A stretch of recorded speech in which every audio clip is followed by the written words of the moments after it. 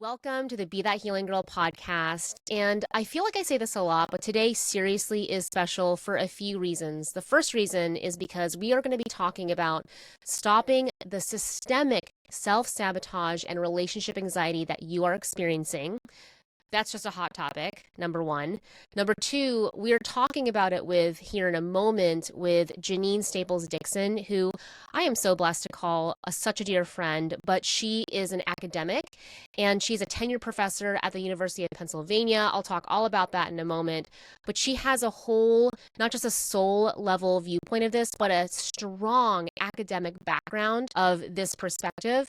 And third of all, it's special because I know Jeanine mostly on the soul level, and we talk about this stuff a lot on a very deep level. And I thought, why am I not recording this? This really needs to be out there. So I feel like this is a combination of hardcore, just deep soul understanding, an academic level of understanding, and also I want to give you the inside peek of what it's like to have a deep girlfriend conversation with me. We just pressed record and decided to talk about it. So on many levels, this feels really special to me. And I want this to feel special for all of you. And I just wanted to give a bigger understanding of why I wanted to talk about this topic. And when we talk systemic change, which is something that I have not felt like I should talk about here, I don't know why, but I actually do know why. There was a lovely little angel when things were going down come the election that said you should stick to talking only about breakups. And to that person, I say, go stick it. Okay. Because to me, that was so bizarre that that was being said because it's all connected. And I'm going to refer to a book called Atomic Habits. I think that's James Clear. And he talks about falling to the level of our systems. And I like to use the phrase conditioning. When I look at my one-on-one clients, it is all about your conditioning and the systems that you were raised in. And just track with me, but your systems support your goals, right? So for example, you hit the gym, right? And then life happens, and like New Year's Eve, you've got your resolutions, life happens, stress happens, you stop, and we don't get the goal. We don't get the hot Beyonce booty. So the environment and the systems and the habits that you are engaged in, and also how you think and how you feel, we have to learn how to recondition that, right? So when I work with one-on-one clients, the reason why they have amazing results is because we recondition the systems that are of how they think and how they feel. Basically, this whole premise of the book is we fall to the level of our systems. We fall back to those behaviors that the systems were created in. So if you don't have a habit or you don't have a system to maintain working out, then you're going to fall back to, I guess I'm tired, I guess I can't.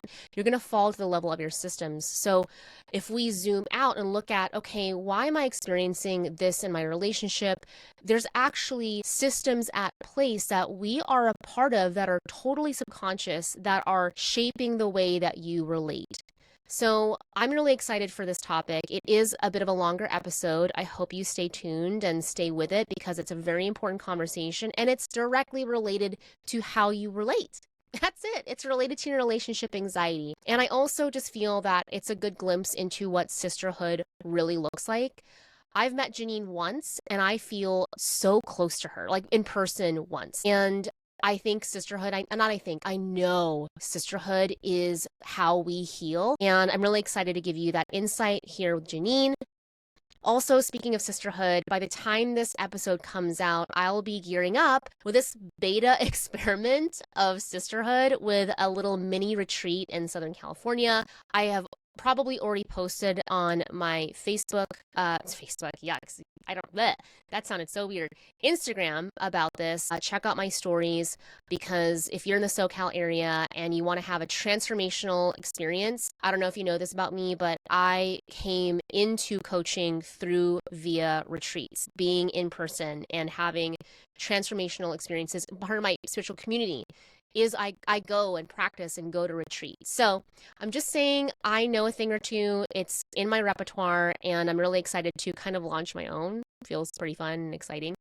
So make sure to check that out. And with no further ado, here is that deep dive. Okay, welcome to the Be That Healing Girl podcast. If you can't tell by my giggles already, I have seriously one of my dearest, and I'll even say one of my best friends on this podcast. And I'm really excited because I just am noticing in myself how I've been holding back a little bit on this conversation. And I just want to rip the band-aid off and let people know what this is about. That's what this conversation is about. So I have with me a dear friend, and I want to read her bio for a second. So I'm about to introduce to you Jeanine Staples-Dixon. And in her bio, in the college that she teaches at, says Jeanine Staples-Dixon is a professor of literacy and language, African American studies, and women's gender and sexuality studies at Penn State.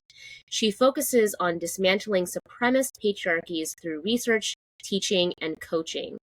Jeanine has been teaching at Penn State for 17 years. I'm giggling because we just had a good giggle at, I cannot believe that one of my friends has been teaching for this long at Penn State. Tenured professor. So that's, and then we were reading through the rest of her bio, and I caught this. Earned her bachelor's degree in English literature and urban education from Howard University, a master's degree in teaching and curriculum from Harvard University. And then what was the other piece here? Senior fellow at Columbia University's School of Law's Center for Intersectionality and Social Policy Studies. We just started laughing because what you said was, to all of that, oh yeah, that was a good year. That was a good year. It was. It's so funny. You know what's funny? So thank you, Claire, for having me here. One of my dearest friends. I love that we met and knew that we were kindred spirits right away. And here's the thing that makes me laugh and giggle. When we met literally on a soul level. So it wasn't that we met on this professional level, thinking about our accomplishments or our achievements or anything like that. It really was a heart-to-heart connection. So the laughing hysterically is because we don't talk about this stuff with each other at all. So it never comes up, and so it's funny to hear it, but I'm just happy to be here. I'm happy to take our girlfriend conversations public in the space where you do leadership for women. Absolutely. And yeah, I feel like this is something that you've mentioned to me before, but you have really been leading a double life with me. I mean, I obviously know that you teach at Penn State. I know that's your job and like your career and all this, and you're an academic. Also, I think another flex is you are one of how many Black professors at Penn State as well? I'm one of 8 full professors. So there's lots of Black professors at Penn State. There's a couple, maybe a couple hundred, but to get to this level is just a handful. The joke that I say is that all of us could sit around my kitchen table. That's how few that the number is at this level. Yeah, it's a really small group. Wow. I mean, talk about excellence. And Jeanine, you are also a women's coach. You're a soul coach for high achieving women. Hello. We're talking to the girlies, specifically with narcissistic abuse, codependency, and the need for approval. We're talking to the right crowd here. And that's right. What I wanted to get, I mean, you and I can go back and forth all day around this specific topic, and I wanted to peel back the curtain on how we talk about this specifically, and the reason why I wanted to bring you on today is because I had this lovely person in my DMs when I think it was when the election initially happened, and I was expressing, because one of the things that I love to teach and that we hold close as qualities inside is communication. And so I was really clear with my messaging about who I was wanting to talk to, the women that felt like me, the women of color that feel disheartened. And a lovely little person on the interweb said, you should really stick to talking about breakups, and you're just a relationship coach. And my mind was kind of blown. Like, wow, you are misinformed. And I took a step back and I thought, well, of course people who don't know can't really see how our personal relationships, romantic relationships, are shaped and molded They because of are. the systems that we're in. So That's right. That's right. specifically today, That's and right. I want to say, laying out your academic success and also who I know you are as a coach, I wanted to set the fucking record straight. I'm just going to say it. I don't ever really cuss on the podcast, but I want to set the fucking record straight Yeah. for what we're actually talking about and why I want us to riff and go back and forth on, and I want to expose a couple of things. Is how does patriarchy, white supremacy, and capitalism actually affect our romantic relationships? And specifically for high achieving women, what that actually looks like. And I want to start there. I have a little something that else I want to say, but are you ready to have that conversation? Yeah, of course. So, girls and women who are socialized in hyper-patriarchal contexts like ours are raised to be small, to disappear themselves. They're raised to be careful, to walk around eggshells, to walk on the periphery of things, to look to see what other people value and like and care about, and then capitulate to those values, mainly because we're taught to be unsafe. We're taught to be impoverished. We're taught to think that we're not enough and that we need to work and earn approval, safety, love, respect, visibility, and that if we are not aligning with a particular set of ideals, that we're in danger. We're in danger of being left, rejected, abandoned, betrayed, alone, killed, harassed. And so that subconscious programming is baked in. There's no question that every single girl or woman in the United States of America has been touched by that ideology. The only question is the extent to which she's been touched by that ideology. There's no debate that she's been touched. I'm just having like a little orgasm at how well you said that. I mean, like, you're just, It's true. it's true. And so that doesn't, it's regardless of within that system, regardless of, I mean, obviously we look at both of us, we're women of color, and there's a good portion of people that listen to the podcast that are, and even if you're white, you are not exempt from under the thumb and the Not by crush of these not by a long systems, shot. not by Not a by a long long shot. shot, right? It's shaped. So I want to kind of go through these different pieces, and I felt like, gosh, I barely had the to say this to my in-laws. I'll give you a little download on that too. Around Craig is a wonderful white man, and his parents are conservative Christians, raised in the church, and wonderful human beings. And they came to visit us, word salad, for 5 days. And this is in the midst of, Trump just became in office, and all these things. And I knew that I wanted to talk to them about it. And I knew that it was going to be a really scary conversation. Not Mhm. necessarily because they are scary, but because how I was taught was to not really speak up, to not stand up to authority, to be a good girl. And I just got really clear that that was causing friction inside me, that wasn't actually how I wanted to authentically show up in my relationships. So the last day, I decided to bring up this topic, and it did go along really swimmingly. Honestly, way better than I anticipated, and they received it. And number one, one of the things I realized was they actually didn't have a personal connection with a person of color. That I am Mhm. the only person, a person of color, that is got married to their son, and without me and that personal connection, they would have no inclination, no exposure to any other person of color. And one of the things that came up that I want to share here with you in that delicate, charged conversation, where we ended up coming out of it with a lot of love, a lot of clarity, a lot of understanding. I mean, tectonic plates were shifted, but nobody's like a whole new person, right? But at least the Right, birthing right. process it's out. And one of the things I noticed as I was talking to them was that I was aware of the charge, that when I was sharing some of my experiences and challenging their belief systems of I'm going to say this to you, and I cannot wait for your reaction, which is they don't see color. That was Yeah. one of their Yeah. things. And so I said, you know what? I understand. I that was also taught to me. And I'm going to share the story that I shared with them to help break through one of the cycles that we're in that now I realize was so harmful. And so when I was in high school, I went from a very Catholic upbringing where it was a small private school, and something I don't know, something as a young child, as a teen, Yeah. said something, I need something different. My Mhm. soul is calling for something different. So I decided, instead of going to the private school, my sophomore year, I was going to go to a public school. And you know where Hampton University is. Hampton University is a Yes. famously Black college, right? So Yes. that's my Yes. hood. I grew up in Hampton. Oh. And so, Mm. and I not just remember that, that. yeah, Hampton University.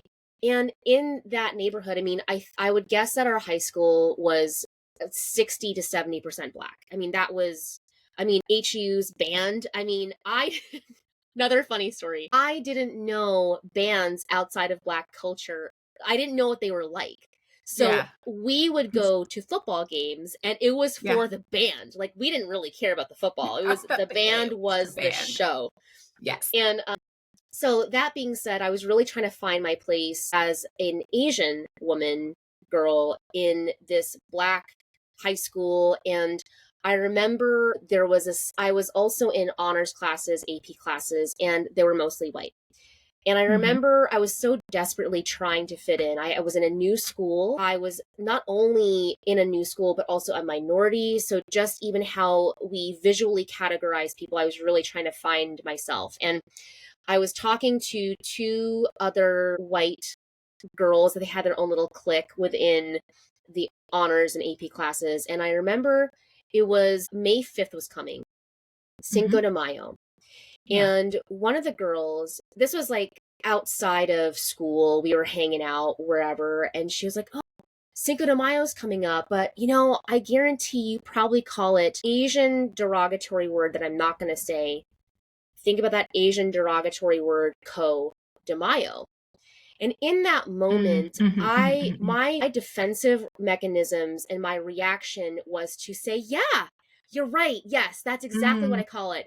Blanco de Mayo," and literally degrading myself. And what Yes. was so interesting, I could feel the split within me. I could feel the split of how disgusting and how horrible, but at the same time, I wanted approval.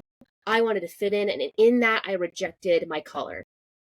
And so I shared that exact story with my in-laws, and Mm. they were saddened, and Mhm. they were hurt with hearing my hurt in that. And I say that because if there is a person that is white that is listening to this particular episode, this is like not an attack. I mean, there I internalized my own white supremacy against Yes. myself. And Sure. so what do you have to say to that?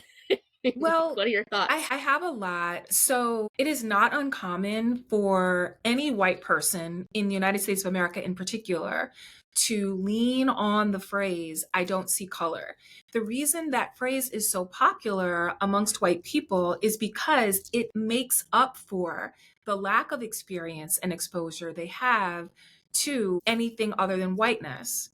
And so to share that they don't know what it means to have color, to have a culture, to have a language, to have norms and values and principles that are outside of their immediate sphere of knowledge would mean to make themselves vulnerable. I don't know That something. Hmm. admission would communicate a lack of knowledge, and that would make their relationship to power precarious. It would mean that they don't have as much of a grip on reality, objective reality, as they claim. And that's unacceptable in white consciousness because white people are again socialized to centralize themselves, to prioritize themselves, to make themselves the standard bearers for humanity. And so any sort of jeopardy to those claims and those positions would blow up the identity altogether. And that's where the fear of rejection, abandonment, betrayal, and annihilation comes in for most white people. Hmm. So to say, I don't see color does a lot of things. It absolves them of the responsibility of acknowledging there is some other identity or experience or multiple identities and experiences that are different from them. So they're absolved of that responsibility. It keeps them safe from the complexity and the irony that is associated with multiplicity, because it's not neat, clean, simple as Simple. homogeneity, right? It's definitely not simple. So then they don't have to generate like muscle, persistence, tenacity, like the kind of strength and stamina that's required to hold multiplicities. They don't have to do that if they just say, Yeah. I don't see it. Like, let me just make you. And they also, that phrase, like, I don't see color, also provides for white people an idea or a performance of compassion. Because what they Mm. don't see or understand as an undercurrent, like a subconscious undercurrent to that idea or that phrase, I don't see color, there is the idea that Blackness or brownness or any difference or deviation from whiteness is horrible. It's Right. ugly. It's bad. So if I don't see it, I'm doing such a benevolence to you. I'm like eliminating from you, Yes. this burden of color, this burden of culture, this burden of language, this burden of like alternative ethnicity or nationality. I'm totally relieving you of that harsh, Right. hard, horrible thing. Right. So that one phrase does a lot for white folks. It just does a lot. It's like, that one seed feeds multiple birds. And Gosh. yeah, so I'll stop there, but I hope that that answers the question. I mean, like, that answers so much of just my own internal process around that moment. And I also just have to say Yeah, something that's coming up for me right now is yeah. I just never thought I would have to have that conversation in that way. Like, what do you mean? And I Hmm. did refer to Harris's comment of like, we didn't just fall out of a coconut tree. Like, I didn't just pop out of nowhere to marry your. I think Sorry. that was also like the Yeah, perspective shift that yeah. I was realizing that they say they love me, but they don't see color, and that is a denial of who I am because That's a denial. right, it's a denial of I was raised in a culture, a first generation Asian woman that was trying to fit in, and one of the ways that I was trying to do that was to delete myself. I was trying to Yes, delete and 100%. ignore this part of me. And I guess the other thing that was so surprising was how in myself, and Jeanine, you and I have done a lot of inner work around it, but what it really took for me to stay centered and to Yes. stay with love and to stay in connection and to hear this person. I talk about using all the muscles that it takes to Hmm. stay. And Yeah. this, I call it like staying with presence and staying Hmm. with self and staying connected. But I guess, and maybe this is, I'm also just going to say, maybe this is my privilege of being an Asian American, which I Hmm. feel, as my perception is that we're the safe ones, that Hmm. as a Hmm. person of color, like we can kind of skate and there's a little bit of Yeah. masking that kind of happens. What are your thoughts on Hmm. that? Yeah, I mean, the proximal relationship to whiteness is something to be negotiated constantly over and over and over again. And so people who have membership in minoritized communities are multifaceted. And so the way that we gauge our safety or our acceptability or our respectability is by understanding our proximity to whiteness. So if you can claim Asian identity, if you're a girl or a woman and you're petite and cute and pretty, if you have any sort of anglicized attributes, like the way that you present, like the way that you speak, if any of those attributes bring you closer from the margins to the center so that your proximal relationship to whiteness is closer than someone who cannot make all those claims, who's not petite, who has a big body, who's got black or brown skin, who does not speak English. There's all kinds of ways that you can embody attributes that keep you minoritized and marginalized and keep you Hmm. far from the center. But when you have attributes that are more palatable and acceptable to whiteness, and you can move closer to that proximal relationship of center, you're safer. you're more likely to be accepted, you're more likely to be listened to, you're more likely to be given respect without having to earn it so much, even though you'll probably still try to earn it. Hmm. So yeah, your ethnicity, your gender, your, so your personal affect, all of those things contribute to like a profile of safety or lack Hmm. thereof. And Yeah. when you are a member of minority groups, you calculate that safety really, really fast. I mean, you can, any social environment that you're in, if you're in at a concert, if you're at the bank, if you are in a car, if you're at a library, if you're at a hospital, wherever you are being a citizen, just functioning as a citizen, shopping for groceries, you constantly calculate your proximity to whiteness and how palatable you are. Yeah. And you use those calculations to figure out how you're going to move in certain spaces, how you're going to engage or not. And it's so automated and so deeply seated, it's very difficult to communicate that type of identity and lived experience to a white person who has zero consciousness or awareness of that type of calculation and that type Right. of care Right. that you take like automatically. And this is the thing, Claire, I am speaking this and I'm saying this, and I can imagine some people in your audience are saying, that's not true. 100%. And I That's not true. literally, that's not true. That's how could that be happening? And How could that be happening? I just told a story where it happens so fast. I mean, Just like that. just like that. It came out of my mouth. I said the Mhm. derogatory thing About myself. Yeah. about myself to these people because safety, safety, safety, safety. I want to be safe. I want to be fit in. I want to align with power that is Yeah. whiteness. Yeah. Then I will deny and annihilate this part of Yeah. me Yeah. that Yeah. is me. Yes. And I think that, and I'm just going to speak to the ones that are white. We're also like, we love you. We need allies. This is not an Mm. attack, but it needs to be an important conversation. Yeah. And I just want to circle to how this is so, because we're talking about safety, and this is such it's the bedrock of what I believe in relationship. We are trying to get safety. Our defense mechanisms are turning on.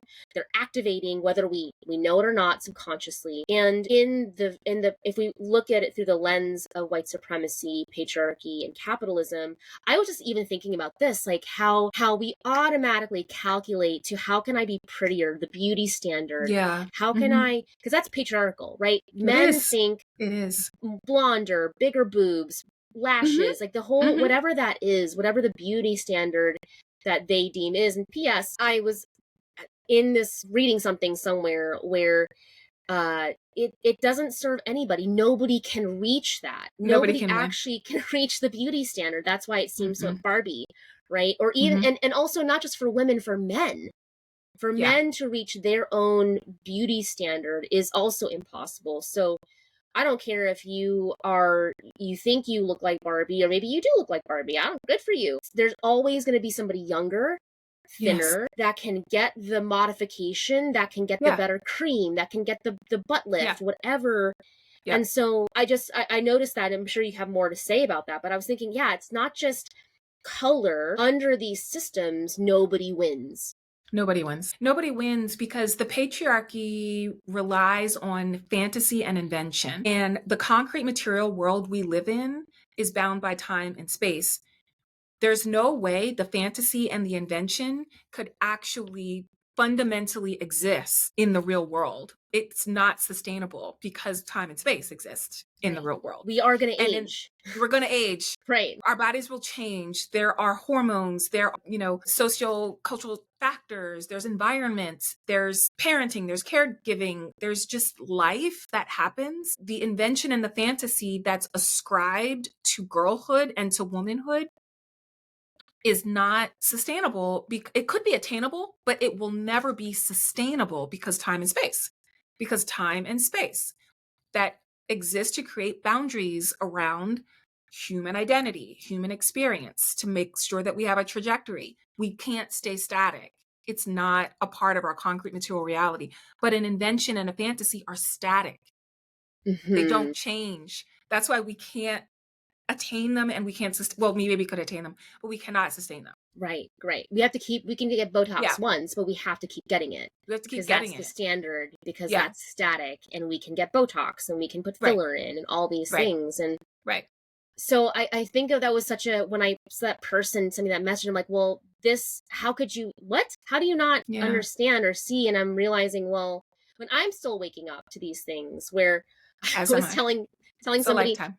it's a lifetime where I didn't, for me, when I started understanding these systems and how I was a part of it, this was maybe the other day, or I don't know, but I really thought aging was going to happen to everybody else except for me. Mm. Like, I don't, Isn't maybe that I'm just, interesting? isn't that Yeah. interesting? Like, I thought that in I my had some of that. safety, get some of Yeah, that too. Tell me about I it. did. I did. I had some of that. I can remember not digesting the idea that I would age. Right. Like I didn't apply it to myself Yes. specifically.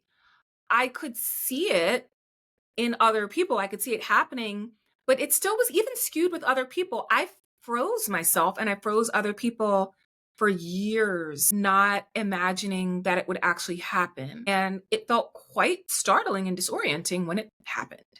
And I was like, oh, I've Oh, got to wow. get rid of these jeans. They don't work anymore. I've got hips and a butt now. I'm not real thin. It's not going to happen, and I won't ever be again unless I get sick. Like, this is really happening. My body is changing. My face, my hair, my eyes, like it's really evolutionary. So here's the thing. The number that the patriarchy will do on girls and women takes a lifetime of deprogramming, because we're not even clear. Like, if any woman listening to this conversation, Claire, starts to think she's been affected, you're just at the beginning. Yes. If you just have like a thought, like maybe I actually do have some of that self-loathing that Claire just described. Maybe I do abandon myself like at the drop of a hat because I'm trying to win approval. Maybe I do. If you have that glimpse, welcome. Right. Welcome to the how to say this, the It's a race. revelation. It's a revelation. Yeah, it's a revelation. You're waking up to the subconscious, subterranean programming and practice that has governed your consciousness and your life, and that of everyone you know. You're waking up to it. Congratulations. Right. Yeah. And anything outside of, and I think this is so, like, I think approval is really the highlight here, because in relationship, this looks like, okay, like walking on eggshells, and is his mood okay? And like, oh, I feel that he might be irritated. What did I do? And then the anxiety builds, and then it all kind of explodes or crumbles, they retreat, whatever. But really, we don't recognize, yes, there's family systems that are absolutely happening, but then asking a better question, where do you think your family got the system from? Like, all the intricate family system is operating within the bubble of what's happening in our society.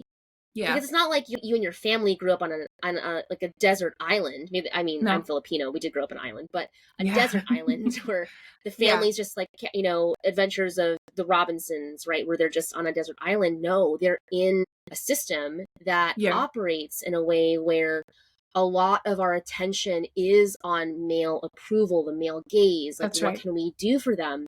Yeah. And for me, I'll just speak personally, and I want to hear your experience with this, but decentering Craig has been the best thing of my life, and I do it every fucking day, and I'll do it for the rest of my life. I mean, I think that's also what's so mind-boggling for people when they start to wake up and like, maybe I am part of the system. Yeah.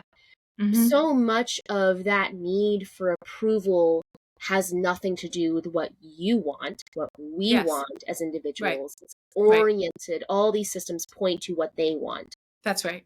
That's right. Yeah, I do the same thing. I decenter my husband constantly and I'm a newlywed. So for those of you, like, I'm in my 3rd year of marriage. And so I did so much work to break those programs that were just drilled into me that mandated the centrality of men, that actually, I have language to talk about it now, created idolatry. So Mm-hmm. a lot of women don't know we're actually socialized to make men idols.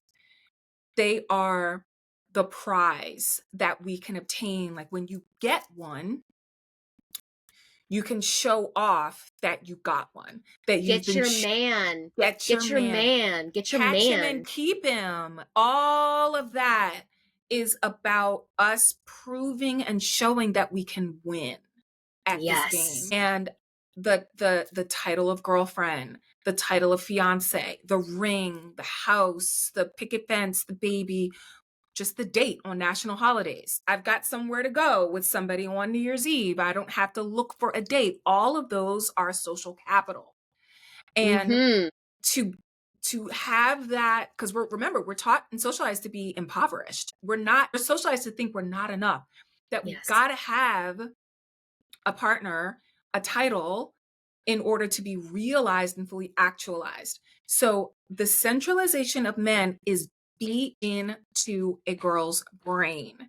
It's no wonder that so many smart, successful, ambitious, driven women have that secret addiction Yes. of obsessing about men and Yes. prioritizing dates and thinking about getting into a relationship and having somebody to post, on Instagram or TikTok or do cute videos with.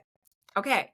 So when you talk about decentering Craig, a lot of women are surprised. Oh It's yeah. it's Oh yeah. Absolutely. I said that one time and somebody was like, I don't agree that's healthy for a marriage. I'm like, this is the best thing that's happened for it's my the marriage. Quite best thing. honestly. It is the best thing you can do, because we've been socialized, we have these ideas about what decentering means. We think that it's abusive, Yes. or that it's cruelty, Yes. that it's selfishness, and it's not. Decentering a man actually is very, very loving. What it does is it takes him off the hook. He Right. doesn't have to be the center of our attention. He doesn't have to bear our hopes and dreams. He doesn't have to think about negotiating control. And he doesn't get to manipulate or sort of twist and turn us at a whim.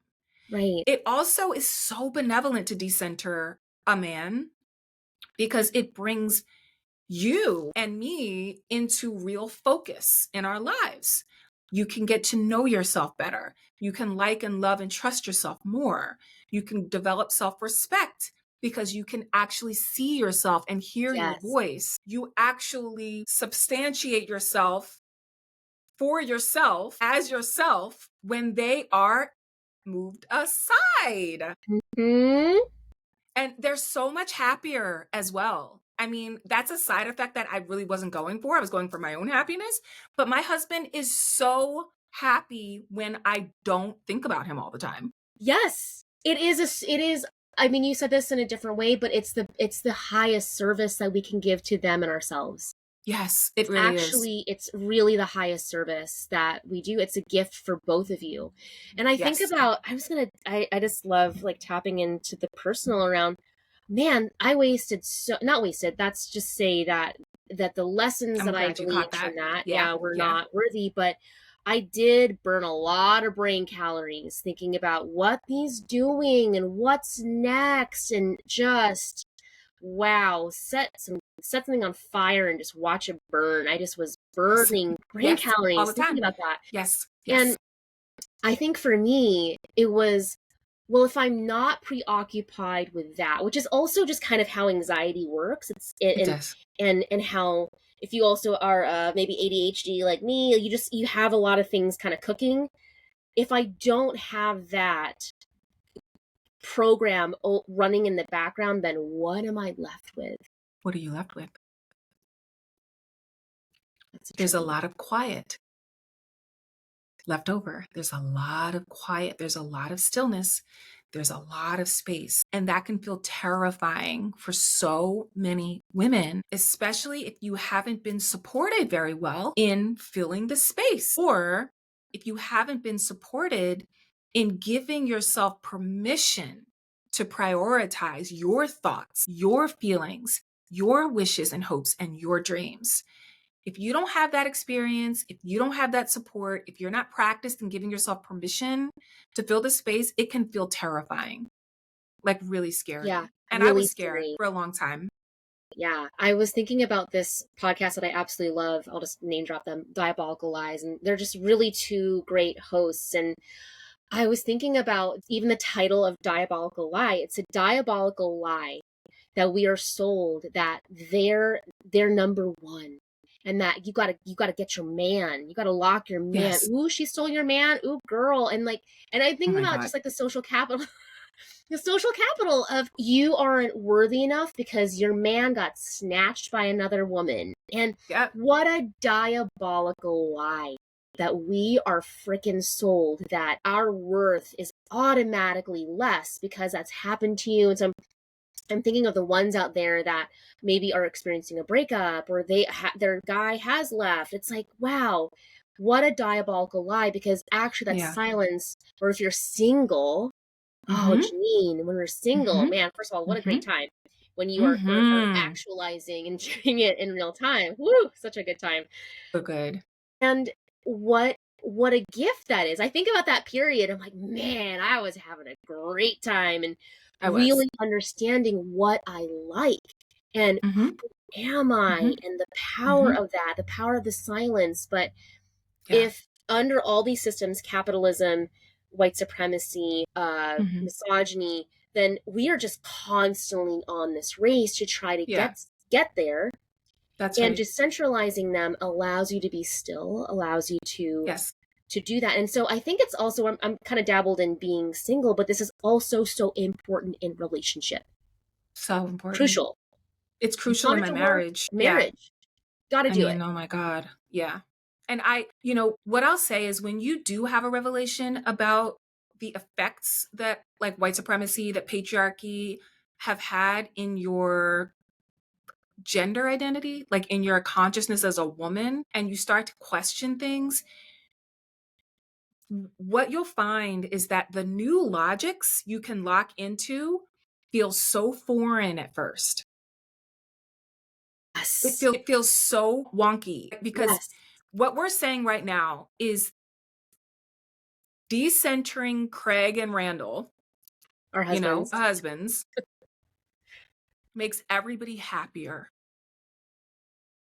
It is Everybody. the opposite. It's like in the, It's if you're taking a it's cat, it's completely rubbing, illogical. Yes. yeah, rubbing the cat the wrong way. Like, what? Wait.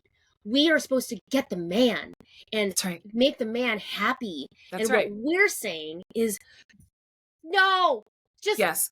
opposite. Yes. Opposite. Make The yourself opposite. happy first. And guess what? Yes. If you're taught to do that, and that's the lore. I mean, I grew up in a Filipino household, Catholic. Also, my mom was a radically all different. I mean, she was the breadwinner. My dad stayed at Uh-huh. home. Like, that's not Awesome. That's wow. normal. Yeah. Right. Yeah. Totally Yeah. mind blowing, right?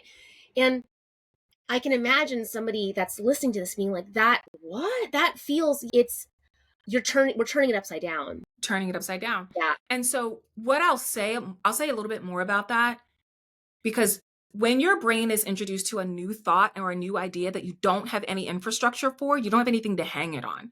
Yeah. So let's get some examples together. Mm-hmm. So my husband is an introvert. I know a lot of people in your community know these words, right? He's an introvert. He loves his time to be by himself. He's also a masculine giver. So I'll just say one of the things, what we're talking about, these logics actually don't work on beta receivers, meaning if you are dating or infatuated with a guy who's actually dominated in his feminine and he needs you to be the man, like to chase after him or centralize him, what we're saying actually won't work. But if you are attracted to or desirous of a masculine man, like Craig is, he's comfortable in his masculine identity, as is my husband. Okay, that guy wants to build stuff, strategize things, spend time alone, like Mm-hmm. have space, breathe, like figure out where to hunt, what to do, like what's going on. Too much crowding and pining and anxious, like leaning and aggressive energy towards that man is repellent. Totally. It's so unattractive and so annoying and so stressful, and it causes the erections to go down. It causes the conversations to stop. It causes the anxiety to rise. It causes a little bit of like contempt, like, don't you have Right. a life? You know, there's stuff going on there. I also am curious too, because I don't know if we've ever maybe mentioned this about Craig or Randall, which is, I'm just curious. I would say if Craig were here, he would roll his eyes and he would know that it actually is true. And I'd say Craig 5 or 6 years ago would be like, no. Is Randall pretty Yeah. intuitive? Meaning, Yes. yeah, and maybe he doesn't have the language around it or he doesn't have like consciousness around it, but don't get it twisted. If you have the need energy and like are leaning in that way, is that true? Do you feel like that's So true. mm-hmm. And again, that the logic that we're raised with tells us that men are Neanderthals, that Yes. they are thick as bricks, that they don't know what's going on. They're idiots and they don't feel anything. Not Not true. true. Not true. My husband is so attuned to me. He can tell if my voice is off. Like if something is going on with my voice, he can tell if I move a little bit differently. And it's not like he's watching like a hawk. He's collected so much data on me. He's collected so much data with me just being my natural, normal self. I'm not performing in my marriage. I'm not like chasing in my marriage. I'm not pretending at all. I'm just being myself. And he's been like a computer. Yeah, Like scanning, watching. he's Yeah, scanning, he's scanning, downloading. watching, Yeah. and he doesn't need to say anything. He's just got it. So when I'm a little bit off, when I'm a little bit, he notices. And Yeah. he wasn't raised in the same way to ignore his feelings, the way that girls and women are taught to ignore our feelings. I mean, men are taught to ignore their feelings in a totally different way, but he'll call it out like, what's wrong? Mm-hmm. Yes. What's going on? What's going on? Yeah, what's up? What's up with you? What's happening? Do we need to talk about something? And that also comes from me minding my own business. I'm not centering him such that I'm trying to play a game to get his attention, or I'm trying to perform for him so that he will talk or buy me a gift or send me flowers. There's just no games when the decentering can happen. Yes. And when the focus on myself in a healthy way, in a way that is me grounding into actualizing my identity as much as I can outside of the patriarchy, getting to know who I am without that racist, sexist, phobic, like energy constantly attacking me or putting me in a box. When I focus on getting to know myself and not centering him, everybody's happier. He knows me better. I know me better. I feel more confident and clean and clear in my energy. He feels like clearer and more trusting of me and my energy. Everything works better. It's the patriarchy that destroys relationships. I mean, okay, so I'm just realizing this too. I have to have you back on I want you back on for gender roles. Because I think, yeah. I don't know if you experience this too, but so in behind the curtain in my programs, and we talk about this too, but masculine and feminine energy. And I feel out there in the webosphere, it has been so bastardized that I just can't even touch it with a 10-foot pole, because what I see is going on is you're misunderstanding a gender role, honey. That's not masculine energy. That's gender roles. And so I feel like I want to have you back so we can talk about gender roles and get really real clean. Yes. On you think that's the energy. No, that's a gender role that you're assigning to yourself and to your partner. That's right. So I'm just thinking about that, and I am so grateful. So I feel like you're gonna be a reoccurring guest, mostly just we could talk so much more about so many things. Here's what I'm gonna say, Claire. If anyone in your audience has questions for us, yes, I really want to meet the needs of women where they are. I mean, you and I have talked about our lives as single women. We've talked about our lives as professional women.